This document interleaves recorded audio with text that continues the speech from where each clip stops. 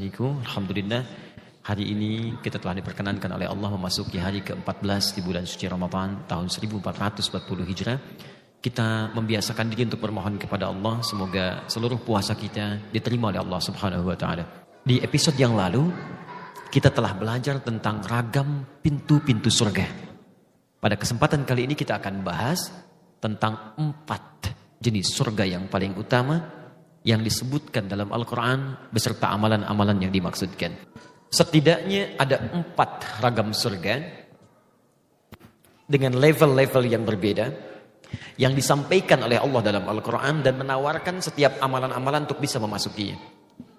Level yang pertama, ini yang paling tinggi, saya seringkali istilahkan dengan kelas VVIP, ya, orang-orang yang sangat dianggap penting dan spesial oleh Al-Quran. Terdapat di Quran surah keempat An-Nisa ayat 69. Level yang pertama ini adalah surga yang disiapkan oleh Allah untuk beberapa kalangan spesial yang akan tinggal dengan semua nabi yang pernah tinggal di bumi. Ada orang yang tinggalnya di surga, itu tetangganya semua seluruh para nabi. Kata Allah, wa may yuti'illaha war rasula. Ada orang-orang yang mau taat kepada Allah dan Rasul, taat secara mutlak. Kata Allah salat, salat.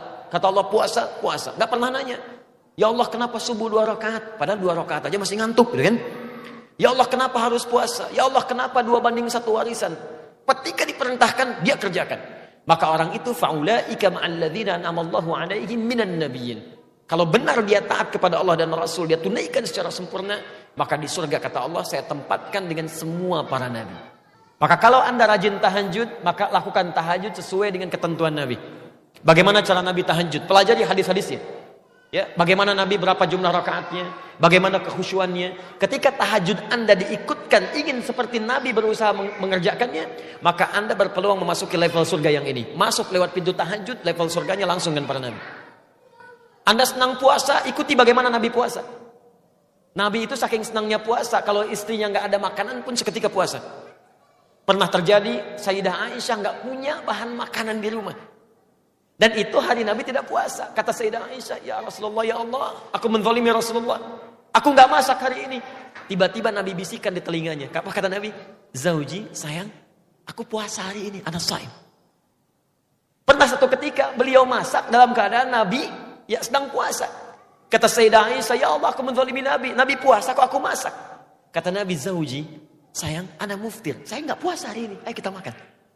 Tapi Anda bayangkan, saking ingin dan cintanya dengan puasa dan mencintai istrinya, kebiasaan puasa itu diteruskan oleh beliau dalam keadaan bahkan tak ada makanan. Kalau Anda meniru kebiasaan Nabi ini, berpeluang masuk pintu Ar-Rayyan, surganya bersama seluruh Nabi. Level yang kedua, ada level di taman surga. Quran surah ke-51 ayat 15 sampai dengan 23. Ya, taman surga itu indah. Di antara keindahannya, Anda bisa melihat Allah langsung tanpa hijab. Amalannya di situ ada 3 jenis. 1, orang-orang ini, mohon maaf teman-teman sekalian, rajin tahajud. Yang kedua, senang istighfar menjelang subuh. Wabil asharihum yastaghfirun. Dan yang ketiga, dia konsisten senang berinfak dalam kehidupannya. Jadi nyari kerja itu supaya dapat harta buat infak, bukan menambah aset. Dapat lagi infak, dapat lagi infak. Maka di situ dia berpeluang mendapatkan surga yang kedua. Sekarang ada 2 jenis lagi. Apakah 2 jenis itu? Bagaimana cara mendapatkannya kalau Anda tak sampai pada yang kedua ini? Nanti kita lihat setelah berdiskusi sejenak. Barangkali ada hal-hal yang ingin Anda tanyakan dalam episode kali ini. Ada yang mau bertanya barangkali? Silakan. Bismillahirrahmanirrahim. Assalamualaikum warahmatullahi wabarakatuh. Ustaz, ini menarik sekali nih, ada pintu-pintu surga. Adakah amalan-amalan yang dilakukan oleh kita sebagai umat muslim di bulan Ramadan ini yang memang bisa menggapai surga Firdaus? Itu kan salah satu yang kita ingin harapkan itu. Baik. Banyak. Dan sangat memungkinkan. Bukan hanya mungkin, sangat memungkinkan. Baik, Quran surah ke-23 ayat 1 sampai 9. 123. Ya. Qad aflahal mu'minun. Ada orang beriman yang pasti bahagia. Ingat kalau ada qad, Anda baca Quran menemukan kata qad itu di bahasa Arab disebut harfut tahqiq wa ta'kid. Huruf yang memastikan sesuatu dan menguatkan apa yang diberikan. Di ketika Allah menggunakan kata qad di ayat ini, seakan-akan Allah ingin mengatakan, saya jamin ya, pasti dan saya kuatkan, ada orang beriman yang pasti bahagia dan sukses. Siapa mereka ini? Alladzina hum fi salatihim khashi'un. Pertama amalannya, dia selalu belajar salat supaya khusyuk. Jadi ada orang yang hanya salat untuk mengentaskan kewajiban saya, yang penting saya salat. Yang penting saya salat maghrib 3 rakaat. Ya, kewajiban saya selesai. Yang penting saya salat isya. Ada orang yang memang ingin salat itu khusyuk. Kata Quran khusyuk, dia belajar bagaimana cara khusyuk. Orang itu ketika dia berniat khusyuk dalam salatnya, lalu dia menghindari perbuatan yang tidak bermanfaat. Walladzina hum 'anil lagwi mu'ridun. Yang tidak penting tinggalkan. Perhatikan ujung ayatnya. Ulaika humul warithun alladzina hum yarithunal firdaus hum fiha khalidun. Mereka itu dijamin oleh Allah sebagai pewaris surga Firdaus yang masih tinggal di bumi. Semoga Allah memberikan bimbingan pada kita untuk meraih itu insyaAllah. Iya. Tapi adakah Ustadz di bulan Ramadan yang penuh keberkahan ini sebuah amalan yang mungkin gak ada di bulan-bulan yang lain yang diistimewakan untuk kita bisa menggapai surganya Allah? Banyak. Salah satunya hadis Nabi SAW. Man qama laylatal qadri imanan wa ihtisaban ghufira lahu ma taqaddama min dhanbi. Tadi masih ingat di antara amalan surga Firdaus salat khusyuk kan? Kata Nabi, ada orang yang di bulan Ramadan khusus mengejar malam Al-Qadar, menunaikan sholat di setiap malam. Di rumus cepatnya, setiap malam Ramadan bangun. Kita kan nggak tahu kapan Lailatul Qadar itu. Kalau ingin dapatkan rumus cepatnya, kata Nabi, setiap malam bangun. Walaupun cuma 30 menit.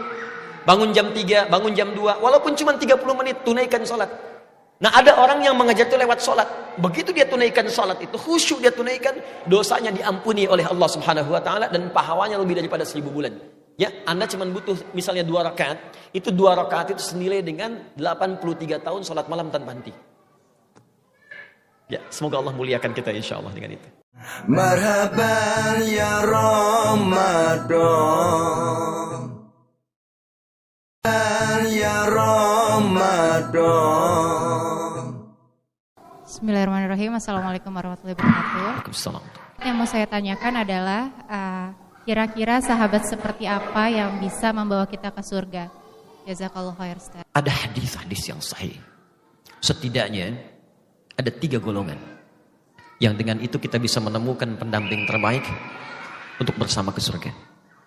Yang pertama, sab'atun yadhilluhumullahu fi dhillin yawma la dhilla illa dhilluh. Ada 7 golongan yang mereka dijamin oleh Allah bukan hanya masuk surga, tapi akan tenang saat dihisab. Saat orang lain kesulitan dan orang sudah gak peduli mau surga atau neraka, yang penting cepat dihisab.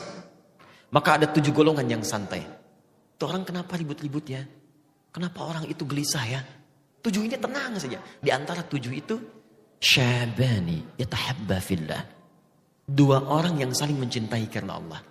Bertemu karena Allah, berpisah karena Allah. Jadi beda antara saling mencintai saja dengan mencintai karena Allah. Kalau mencintai karena Allah, dia akan saling mengingatkan apa yang Allah sukai.